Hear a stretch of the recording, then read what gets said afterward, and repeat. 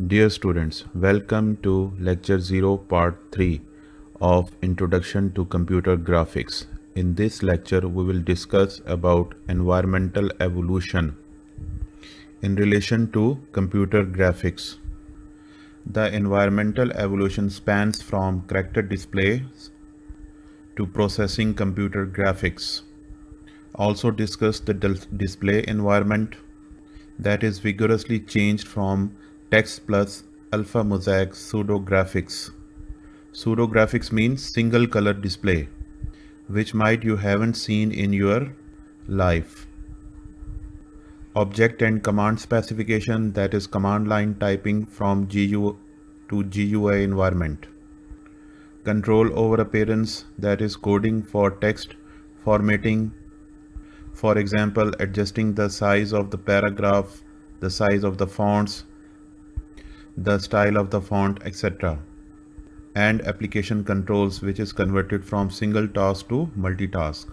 In the second phase of environmental evolution, vector processing was introduced for graphics display. Vectors like calligraphic or drawing were introduced. Therefore, for displaying such vectors like line drawings and stroke text, 2D and 3D transformation hardware were introduced.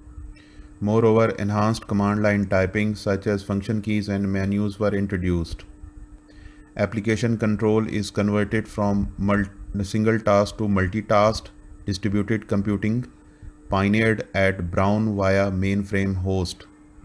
The term vector graphics survives as scalable vector graphics, also called SVG library from Adobe and W3C, in order to have resultant shapes as transformable objects rather than just bitmaps.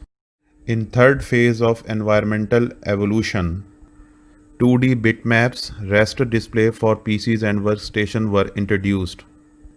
Display is enhanced to windows, icons, legible text, flat earth graphics, etc. Typing is reduced to minimal typing via WIMP GUI.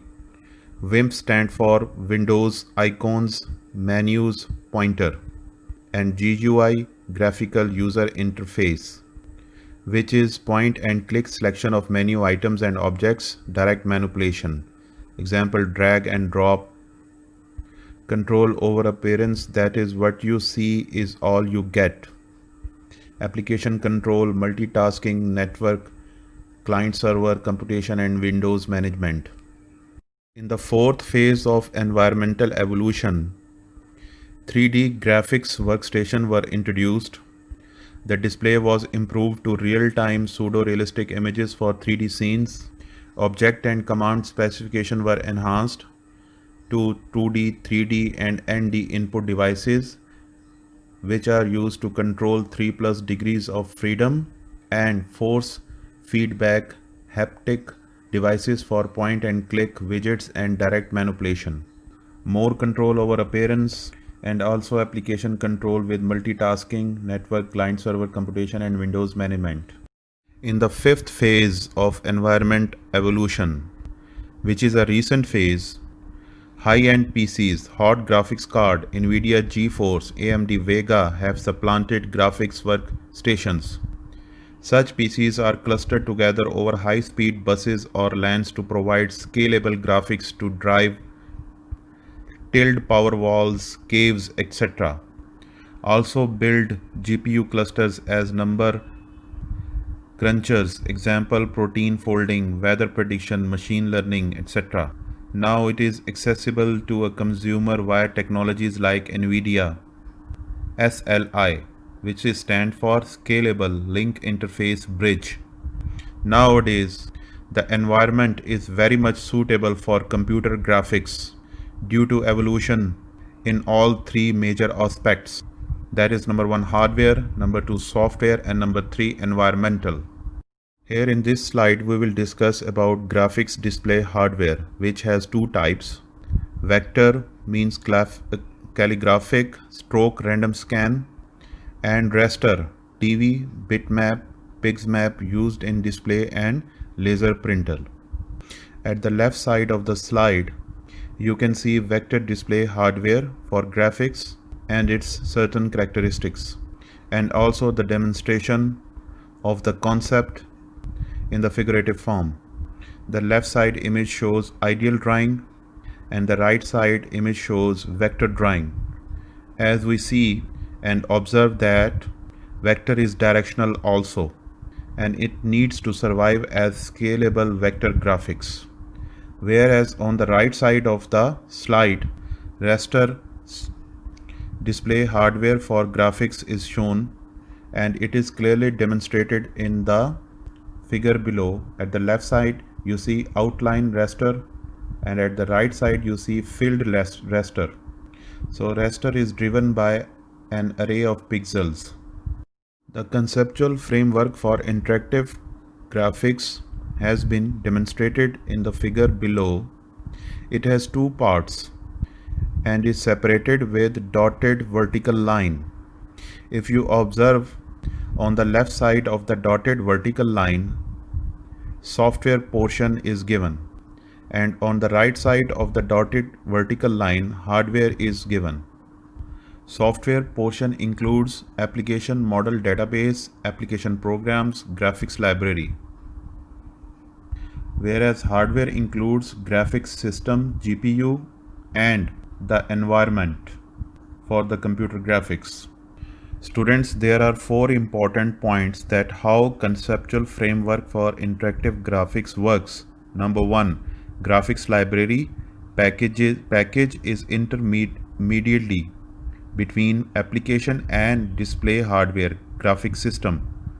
Number two, application program maps application objects to views images of those objects by calling on graphics library.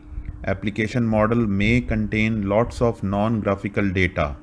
Number three, user interaction results in modification of image and or model. Number four, this hardware and software framework is 5 decades old but is still useful to work with computer graphics.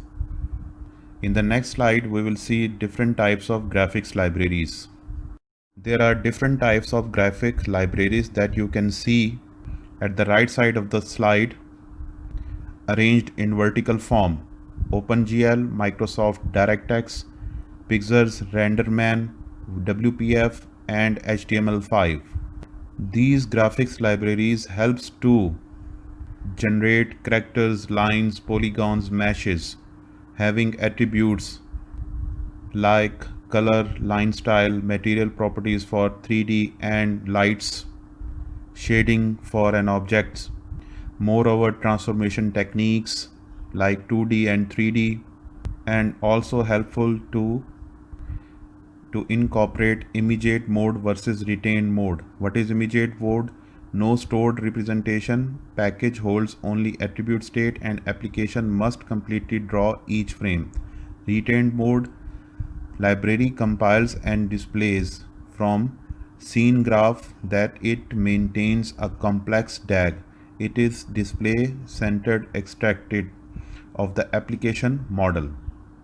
Both modes can be further discussed in the coming lectures. So dear students, in this lecture we have discussed environmental evolution in 5 phases, the graphics display hardware, and the conceptual framework for interactive graphics along with graphics libraries. Further, we will discuss 2 basic paradigms in relation to application point of view of computer graphics. So stay tuned.